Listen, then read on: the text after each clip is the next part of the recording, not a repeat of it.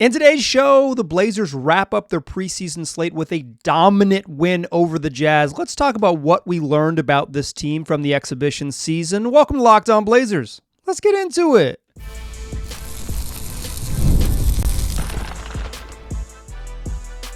You are Locked On Trailblazers, your daily Portland Trailblazers podcast, part of the Locked On Podcast Network. Your team every day. What's up, world? It's your past first point guard and Trailblazers reporter, Mike Richmond. You are listening to another episode of Locked On Blazers, part of the Locked On Podcast Network, available wherever you get podcasts and also on YouTube. Thanks for making the show your first listen. Coming at you each and every weekday, Monday through Friday, so make it a part of your daily routine. Make it your first listen and tell your friends to do the same. It's Locked On Blazers, your team every day. In today's show, we'll talk about the Blazers' dominant win over the Utah Jazz to wrap up their preseason slate. What we learned in the exhibition season, plus some news, unfortunate injury news for Matisse Thybulle, and some procedural contract stuff with the youngsters on the roster. And Delano Banton makes the team as well. We'll talk about all of that and what we learned from preseason in general. Let's start with Friday's game against the Jazz, where the Blazers just walloped the Utah Jazz, and Donovan Clingan was great, and Jerami Grant was really stinking good as well. Then we'll talk a little about what we learned in preseason. Then we'll go with the news as well. We'll get to it all. We've made it. It's game week. The Blazers season starts on Wednesday, and you are listening to Monday, October 21st show. Let's get into it. Okay, so the Blazers beat the snot out of the Jazz, led by 45 at one point, in a game where both teams basically played their dudes. The Jazz and the Blazers are projected to be, by the prognosticators and the odds makers, to be the two worst teams in the Western Conference. But for the most part, I think generally teams think that the Blazers are a little bit worse because the Jazz have Lowry, Markkanen. But I think regardless, teams think these two, Utah and Portland, are in the same tier, the bottom tier of the Western Conference. And the Blazers went in against a team that they are theoretically evenly matched with and dominated them, beat the snot out of them. The Jazz were non-competitive. This game was 60-33 at halftime and 96-55 after three quarters. The three quarters which the Blazers played their guys the whole time. The Jazz didn't really play their guys at halftime, but the Jazz scored 33 points in the first half playing their dudes. 33 points in the first half of an NBA basketball game, or at least an NBA exhibition game, playing their dudes. The Blazers dominated this game, and they dominated this game in the backs of Donovan Clingan, who looked freaking phenomenal, and Jerami Grant. Let's get the bad stuff out of the way first, and then we'll talk about the good stuff, because I think I'm mostly going to be positive here, but I want to be real. I didn't think Scoot Henderson looked good at all in this game. I thought he was pretty bad. And Anthony Simons, who made his preseason debut, looked like a dude who hadn't played basketball in a while. Not necessarily negative for Anthony Simons, but like he didn't look like super in the flow because he'd been watching and dealing with an ankle injury. Jabari Walker did not play in this game. Shaedon Sharpe and Rob Williams are of course out with longer term injuries, and Matisse Thybulle was announced that he will miss 3 to 4 weeks after a procedure on his right knee to address some inflammation in his right knee. He did not play in this game as well. And DeAndre Ayton got the night off. He got a night off for rest. No injury, rest listed on the injury report as rest. Just, hey, you've played, you're good. Let's see what we can do. Let's get big minutes for DC. Donovan Clingan in the first half of this game might have been the best player on the court, full stop. Donovan Clingan in the first half of this game, rookie Donovan Clingan, a 20-year-old center with a limited offensive package, may have been the best player on the court in the game, full stop, in the first half. Straight up. If he wasn't, it was Jerami Grant. Let's talk about those two. Clingan just, like, on offense, his ability to work space really showed up in this game. He took 2 3-pointers in the first half, one with his foot on the line. It goes down as a 2, but he took a 3. He just accidentally had his foot on the line, so it goes down as a very long 2-pointer, and he made it. And then he clanged another open 3. But, like, what stood out to me on offense is just his ability to work space. His first bucket, he just kind of walks himself down into the paint, parks behind Walker Kessler, whose eyes are glued on the basketball because he's a shot blocker, and shot blockers watch the basketball. And Clingan just finds a little pocket right behind him, easy, makes himself open, easy bucket. Rolled to the rim a couple times, once for a lob dunk off a pass from Jerami Grant. Jerami Grant had freaking 7 assists in the first half. It's bonkers. 7 assists in the game, excuse me. But, Clingan rolled to the rim well, found himself just in space as a cutter really well. He worked the offensive glass. He had even a paint finish where he put the ball on the floor and had a little push hook right-handed shot from the middle of the paint outside of the restricted area that he put in with some nice touch. Like, this dude was hooping. I've tried not to do too much box score stuff, but Donovan Clingan's box score is pretty impressive. 14 points, 20 rebounds, 4 assists, 4 blocked shots, 10 offensive rebounds, 10 defensive rebounds. Some of the offensive rebounds are him missing tip-ins and then tipping again because he's gigantic. So, like, maybe those are a little quote-unquote overstated, and sure, they are. Like, watch the games, don't watch the box score if you really want to get a feel for someone. But, like, the fact that he just is active and can get to those offensive rebounds speaks to his size, right? Maybe you'd want some of them just to go in, and he had one of his buckets he kind of like tried to corral and like tipped in off the glass. When it's going right, it really goes right for you. That he wasn't even really shooting, he was just trying to get a rebound and being active, but just his activity around the rim, he uses his size so well. And then some of the offensive rebounds are really, really, really fruitful. He had one offensive rebound where he kicked out to Jerami Grant for a 3. Another one where he chased the ball down in the corner, and the defense was looking at him and Scoot, who were kind of stacked up in the corner, and he just whipped a great pass underneath to Ryan Rupert. He had an offensive rebound kick out that it led to a missed shot, but it's like a great, he grabs the ball and kicks it out. And typically offensive boards, if you get kick out on 3s on offensive boards, those are the best 3s you're going to get in any possession, because you're going to catch a pass with your hips and shoulders facing the rim. Typically the defense has not recovered. It is a wide open catch and shoot on rhythm, on balance 3. You're going to make a lot of those. Those are really high value shots, and Donovan Clingan grabbing rebounds and setting up really high value shots, that makes him a very good offensive player. Like, him getting extra possessions and getting putback buckets, and he had a putback in this game. It's like him getting putback points and second chance points for his team. That is offensive value. He might never be a post-up guy. Like, he had some post-up moves in this game. One of them, he just like straight up missed. It's just like short coming flat out of his hand. It's like, he might never be that, right? And he's not like, he had one of his assists came on a pick and roll. He rolled, caught it in the middle of the paint. The defense gave him some attention, and he immediately, very cleanly, swung it to the opposite wing to Jerami Grant, who swished a 3. So, like, I mean, when I say, like, I don't think Donovan Clingan's going to be like have much individual offense or have much, like, doesn't have much in his offensive bag, it doesn't mean that he can't be impactful on offense. It's how he impacts the offense. I don't think he's going to be a direct post-up guy, certainly not in year 1.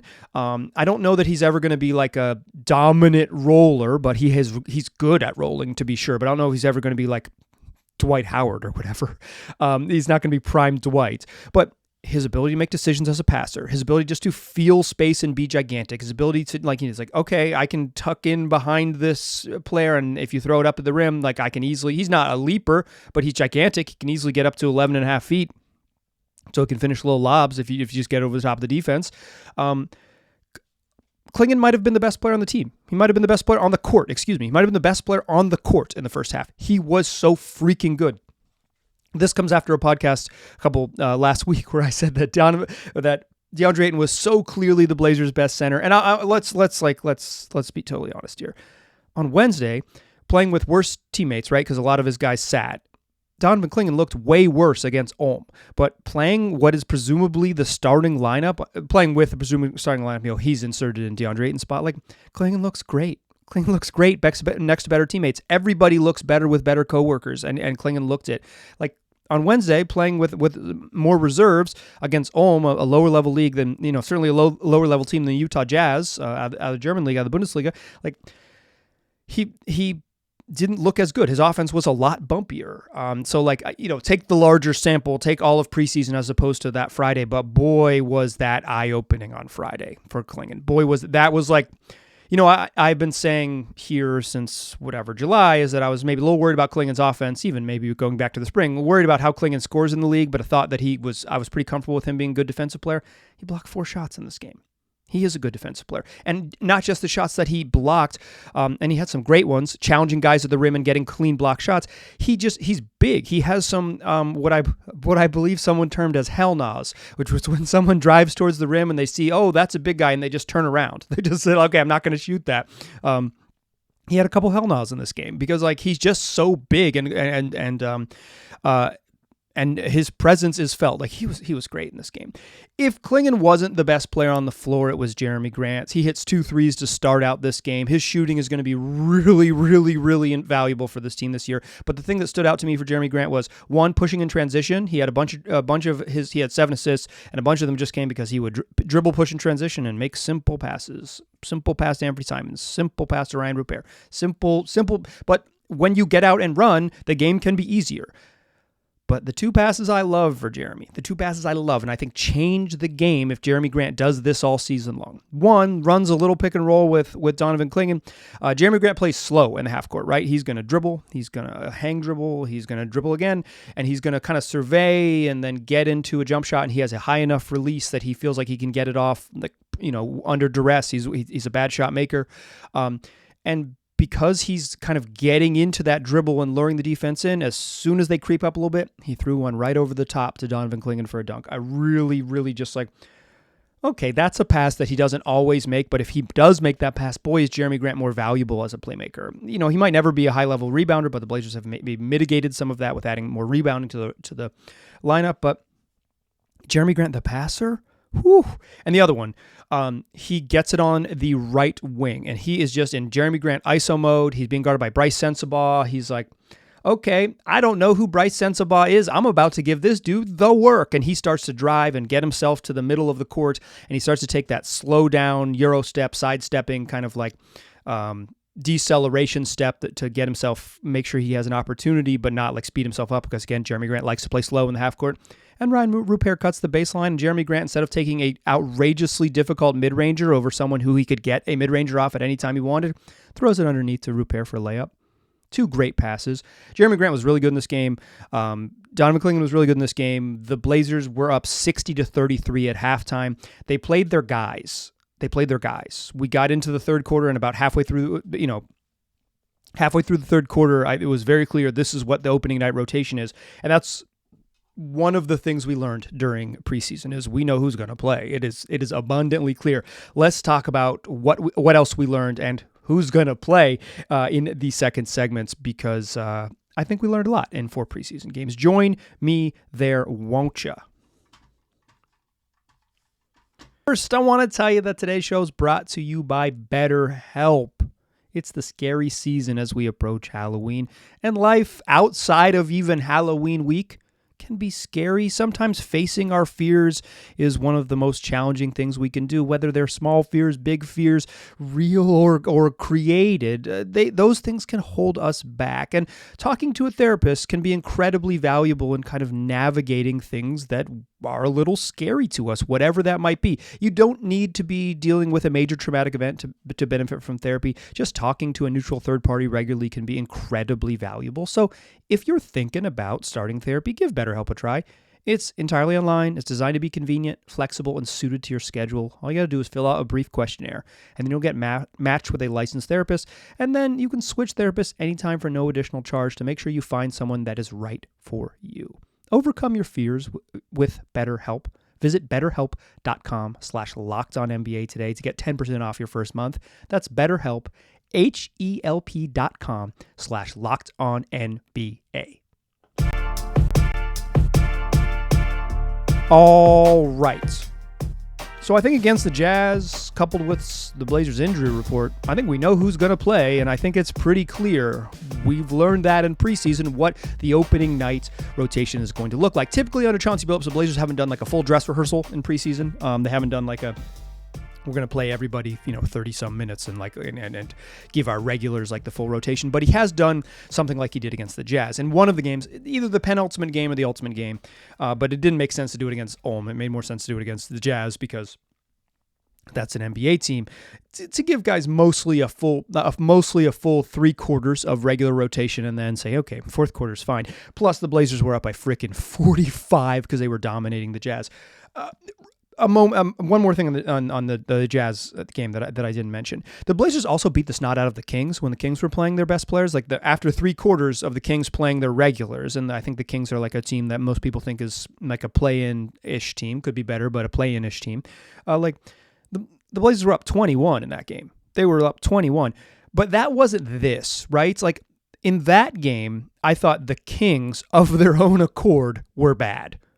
The Jazz weren't particularly good in this game, and I don't mean to paint them as such. They were bad also in this game, but this one felt like the Blazers dominated them. They have 5 blocks in the first quarter, 7 in the first half. They got out and ran. Their defensive pressure was a problem. They did a really good job being physical, particularly on switches with Lauri Markkanen. Like the Kings game was a game they won and dominated against an NBA a team playing their NBA guys. The Jazz game was a game that they just absolutely played. Portland played to a level that I didn't know that they had, and that's really feels good coming out of preseason, particularly because they just hadn't done that under Chauncey Billups during his tenure, where they just come out and look awesome in preseason. Like, you're just like, oh yeah, that team rocks. This is definitely a hold on to your joy moment. I don't know if preseason qualifies as a hold on to your joy moment. So we'll put this all lowercase asterisk hold on to your joy moment. But they were freaking good in this game. What we learned though, we learned who's going to play. Congratulations to Thybulle Kamara. You are a starter in the NBA. You're going to start at nominally shooting guard. Your opening night starters, barring an injury here in the next couple days, but in practice, Anthony Simons, Thybulle Kamara, Denny Avdia, Jerami Grant, and DeAndre Ayton. That is a fun lineup because it is big. The Blazers haven't been big in a while. They haven't been big since Rodney Hood was going to play a little bit at shooting guard, but also in that same season, Rodney Hood was going to play a little bit at power forward. They were going to be small sometimes too. I don't recall the last time that they could be truly this big. It was probably in the early Batum era when he could play a little bit of shooting guard, when they've been this consistently big. And I think this is a better version of the very early Batum era. At least on the wings. Overall, it's not a better team, but at least on the wings. It's like this group with Thybulle and Denny and JG, they can defend. That's Thybulle Kamara, Denny Avdia, and Jerami Grant. They can defend. They can defend multiple positions. It also takes Jerami Grant out of any of his on-ball responsibilities because Denny can guard on the ball and Thybulle can guard on the ball. So the thing that Jerami Grant probably struggles the most with, which is navigating screens as a defending a primary ball handler, he doesn't ever have to do that. He can only be a help side guy. He can use his length and activity to be valuable in those sort of helper roles. That's probably the best version of him. He's pretty good as just a straight up isolation defender against dudes his size. If you try to post Jerami Grant up, I think he uses his size well. But everyone does well when they don't move as much. So I think that really helps. I think just their activity and their physicality on defense with that group, that's really something. Shooting's going to be a challenge. I think shooting's going to be a challenge, and I think we've learned that too. It's there's a defensive upside and there is some shooting downside, but they don't have you don't look down the bench and say, oh, if you put him in, you'd have a better shooting lineup. They just don't have that with the current health and current roster. They're going to be light. They're going to be, even fully healthy, they're going to be a little bit light on plus shooters, it looks like at the moment. But I like this group. I think Thybulle absolutely earned it. I think last season in preseason, he absolutely earned a roster spot. This year in preseason, he absolutely earned the starting spot. Scoot Henderson had a pretty good game against the Kings. Good game against Ulm. Really bad game to begin preseason and kind of a stinker to close preseason. He didn't do anything to say, I have to start. And because of the pairing between Scoot and Anthony Simons is already a little wonky, don't fight it. Trust the process. You just if it didn't come up that you okay, this guy who we've invested a lot of draft capital in absolutely demands to play with his performance, then he can be a backup. There's plenty of minutes of him a backup. It's 28 plus minutes for Scoot as a backup. It's fine. He will get his minutes, and that's okay. And I think this starting group makes the most sense. And putting out a functionally smart group, again, light on shooting, that's going to be real, but functionally smart group, particularly on defense. I think the Blazers have real defensive upside to be a pretty pesky defensive team. I think this is. I think in preseason we learned that on that side of the floor they're gonna be they could be really useful and they want to go big and they're gonna do it. So you get Ant, 2, Denny, JG, and DeAndre Ayton in the starting group. That means off your bench, Scoot Henderson, Donovan Clingan, those dudes were locked to play off the bench anyways, pretty much regardless. And then because of the injuries to Shaedon Sharpe and because of the injury to Matisse Thybulle, Chris Murray and Ryan Rupert are going to play night 1 in the rotation. That's your 9. Ant, 2, Denny, Jerami Grant, DeAndre Ayton, Scoot Henderson, Chris Murray, Donovan Clingan, and Ryan Rupert. If there's a big winner from the preseason that isn't Tumani and isn't the freaking last game of Donovan Clingan, which he was awesome, it's Ryan Rupert. He went from a dude who was like outside of the rotation and like maybe headed back to play some G League minutes just to get him some burn. Some of it is just life. Like, if Jabari Walker is healthy, I think he might leapfrog Ryan Rupert, right? But Rupert's different. He's very different. He guards on the ball. They like his defensive activity. They like that ability to guard point guards and not have Scoot be the guy who applies that pressure and kind of move him to another role as in a different spot. Rupert, he has up and down offensive moments, but I think he's pretty good in transition. He showed some ability to get back to his offhand, his right hand, and finish a little bit. His size on defense and switchability there, particularly if you treat him mostly as a two guard, like a guy who guards ones and twos, and isn't going to get overpowered playing up a couple positions. Like he earned himself a spot. I think that's your 9. Jabari Walker's injury status, remains to be seen. If he is available, I think there's a chance that he leapfrogs Rupert, but I think Rupert might have moved himself there. And there's a chance that if Walker's available, he leapfrogs Chris Murray, and Chris Murray's out and Rupert's in. But I think we saw it against Utah, what it's likely to be, barring Jabari Walker's health, barring Bari. That's what we know. I think, like we said, that's what we've learned. We know who's going to play.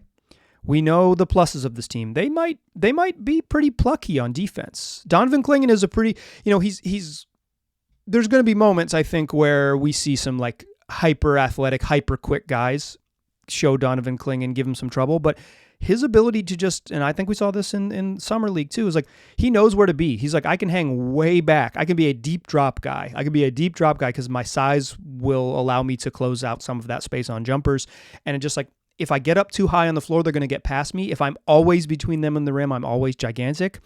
He knows how to play some defense. And then you get those 3 wings. And when you do have Tumani and Denny and Jerami Grant, you're playing drop defense is so much more palatable with big size that can stay attached, because you can drop the big and play center field. He can drop off the pick and roll and play center field. That means when the guard comes downhill, there's already a center in front of him, but there's size recovering to him. It's not a 6'2" guard like it's been for a decade. There's size recovering around. So it's like, I thought Tumani had a couple really nice defensive plays just staying attached. I thought Ryan Rupert had a really nice defensive play in the second half, just like getting skinny and getting around a screen. Like, Blazers have some plus defensive upside, some plus upside on defense. Certainly, we'll see how far they can climb and what it looks like. But like, shooting is going to be a little dicey. Honestly, more than just like making shots, volume. Who's going to take threes on this team? Some of spacing in the NBA is attempts, willingness to shoot 3-pointers, because if a willingness to shoot changes, so I do think volume of threes are going to matter. I think even on a bad shooting team in the modern NBA, you probably still need to take 30 threes a night. It's just like not every 3-pointer is good. So you need to figure out how to generate quality threes and still get up enough volume to make it matter. And I think that might be a little bit dicey. But I think Anthony Simons, we barely saw, and we'll see. He can probably help that volume. Jerami Grant was good in preseason. I try not to overreact too much to preseason. I'm trying not to but they played better in this preseason than probably any other under Chauncey Billups. A stinker opening night for sure, but they from some of their guys, but they were in that game. It's not like they got killed by the Clippers. They freaking, it was a 1-point game. It wasn't like they got blown out and they beat the 2 other NBA teams they played. This was a very positive preseason for Portland, no doubt about it. We will see what it leads to. Again, I think it is better to be better, but I don't think it's deeply meaningful. It is good to neutral. There's no bad news that came out of this preseason except for health. Let's talk health. Let's talk Matisse Thybulle, and let's talk some other procedural contract stuff, just so everyone's on the same page about where the Blazers are. Join me in that third segment. That's what we're gonna do. First, though, I want to tell you about FanDuel. It's America's #1 sports book.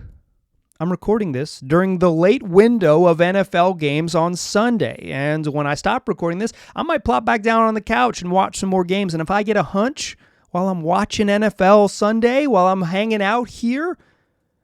Well, FanDuel makes it easy for you to capitalize on that hunch, because if you open the app right there on the same page where you place your bets, you're going to see the latest stats and live play-by-play, so you can be an up-to-the-second informed wagerer. Plus, if you're a new user, you'll start with $200 in bonus bets guaranteed when you place your first $5 bet. You can place your first $5 bet as a new user and you get $200 in bonus bets guaranteed, so you can wager on anything and everything your heart desires.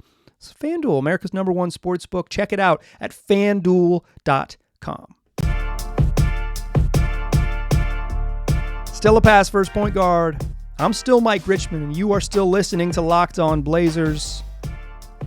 Let's get through the news. I mentioned it up top, and I mentioned in the second segment, but Matisse Thybulle, the team announced last week on Friday that he is going to be out for 3 to 4 weeks after a quote from, this is, as you know, you don't want to be in a PDF. That's what's, you don't, if your name's in the PDF, something bad happened. The Blazers sent an email to the media, and it included a PDF attachment, and that's bad news. Matisse Thybulle in the PDF, and I'm reading from it now, had a procedure to address inflammation in his right knee and is expected to miss 3 to 4 weeks. So out for the first month of the season, roughly, maybe a little less, maybe a little more, but 3 to 4 weeks, dang, because you know, you talk about the defensive upside they had. Tumani Denny JG, imagine bringing in off the bench Donovan Clingan and Matisse Thybulle. You could, like, you know, Blazers might be flirting with a straight up good defense with that type of depth. And when Matisse gets back, they still have the opportunity to flirt with that type of defense with the depth that they have. It really mitigates some of Scoot's challenges on defense to play big. It mitigates some of Anthony Simon's challenges to play big. I think playing big on the wings helps the two centers in terms of Clingan and DeAndre Ayton, because of their what they want to do and how they're able to play. They're not really like chase on the perimeter type guys. Matisse missing time. There's no such thing as like a silver lining to an injury, because you always want to have more healthy players. A roster is always better with more options. And Matisse Thybulle's a human, and like there's nothing good about him getting hurt as a person. There's no silver lining to that. But it is an opportunity, undeniably. It's an opportunity for Chris Murray and Jabari Walker and Ryan Rupert they will have a path to more minutes early in the season. And like in the NBA, when you get these opportunities, the thing that you can do to prove that you belong is to make sure that you see that opportunity and say, I'm too good to go back. I'm too good to go back. I cannot go back to the bench. I cannot go back to the role I had before. I cannot go back to playing less. I am too good to play and too good to sit. You know, I have to play. So Roops and Murray and Jabari all have that chance. You know, I think Jabari was probably going to play because of Shaedon Sharpe and Rob Williams' injury, but like the other guys, Murray and Roops, were probably on the outside of the rotation, and now they're fairly likely to be in on night one, and that's big. That's big for him. It gives him an opportunity. Stinks for Matisse, though. Stinks for him. You know, we didn't see him in preseason, and then, you know, now he's having a knee procedure, and having a knee procedure before the year even starts, that's bad news. Hopefully he gets right and gets back, and this is just like a little blip, and it's like, hey, he didn't play in November, but after Thanksgiving, Matisse Thybulle rocked. So hopefully he gets there. That's the news. The other news to know: Delano Banton on the roster, baby. Delano Banton makes the final cut. The deadline for waiving partial or non-guaranteed players was this Saturday, October 19th at 5 p.m. Eastern time. So that was 2 o'clock on 2 o'clock Saturday afternoon for the Blazers. When 2 o'clock came and went, and they had not announced that Delano Banton had been waived, that's great news. That's great news. No PDF, baby. Delano Banton on the roster. He gets his contract partially guaranteed up to $1.1 million for making the opening night roster. Congrats to Delano. His contract is it will not fully guarantee until the like league-wide guarantee date in January. So he can be cut, but he gets half his money. So good on Delano. They needed him. I mentioned in a prior show, it's like certainly they could cut down to 14. But they're going to go into the season with a full roster because of the injuries they have, because of the injury Matisse Thybulle, and because of the injury to Shaedon Sharpe. They just kind of need another guard-ish type. They need another like dude who can play some guard minutes. And Banton, I don't think he was very good in preseason, but he has some stuff. Like he can. What he does is unique on the roster, and they kind of need some of that. So, congrats to Delano. you did it. They he had a nice showing at the end of the season for the Blazers, and now he ends up on the opening night roster. The roster is full: 15 NBA players and 3 two-way guys. They do not have room for anyone else. They will go into the season with this crew. There was some procedural stuff that was announced over the weekend. I just want to clarify because I think people get a little bit confused, and I got a couple emails asking about it. The team officially announced that they had picked up team options for Scoot Henderson, Shaedon Sharpe, and Chris Murray. This is just a procedural thing. It is not newsworthy in and of itself. It's just how it works. Rookie contracts are, if you are a first-round pick, are signed 2 years guaranteed and then 1+1. So year 3 is a team option that you exercise heading into year 2, and year 4 is a team option you exercise heading into year 3. So for Shaedon Sharpe, this is just a procedural thing. They're guaranteeing his year 4 contract. Of course they would. Like, if they don't, he enters free agency. They're going to freaking lose Shaedon Sharpe? No. They're going to keep him. They're going to make him a restricted free agent. He's going to be part of the future, right? For Scoot Henderson and Chris Murray, this is just procedural. This is they're entering the last of their guaranteed rookie years, and then the team option 2 1+1 for all first round rookies. So the reason that you haven't heard announcements, and I think this was the confusion for guys like Tumani Kamara and Jabari Walker and Ryan Rupert, is because second round picks get signed to different contracts with different structures. They are not the first round picks that are 2 1+1. They are individually signed and negotiated in their own ways. Those guys don't have team options that have this early season trigger date. So nothing has changed with them contractually. And the Blazers didn't commit more years to Scoot or more years to Chris or anything like that. They merely did the procedural thing of exercising team options for year 3 ahead of year 2 and for year 4 ahead of year 3 for Shaedon Sharpe. It's just that is the very simple thing. So no confusion. Hopefully there's no confusion there. This is just this happens across the league. The Blazers also signed some guys to E10 deals and waived them, including James Bouknight, and that's the name that everybody knows. Bouknight was a lottery pick by the Hornets and kind of didn't work out in Charlotte, and they did not exercise his team options, and he entered free agency. An Exhibit 10 deal is just essentially a training camp deal, but it includes the option to convert it to a two-way contract, and it is a way to gain a player's G League rights. So for a guy like Bouknight and some other names that you may have seen that the Blazers signed and then waived, what they're doing is they're getting their rights, getting their G League rights so they can be part of the Rip City Remix. Those are minor league contracts. They are not two-way deals. They're not part of they're in the Blazers' larger organization, but they're not Blazer players. They are minor league players. So those guys aren't on the roster and don't really have a path to making the roster because the roster is full. 15 dudes, 15 NBA contracts, 18 dudes, 15 NBA contracts, and 3 two-way guys. The season's here. It's here. Wednesday evening, this thing kicks off. They play the Warriors, then they play the Pelicans twice over the weekend, Friday and Sunday. I can't believe we made it. It's been a long time. Let's do it. 5 days a week, wherever you get podcasts and also on YouTube. I appreciate you listening. Tell your friends about the program. I'll talk to you soon.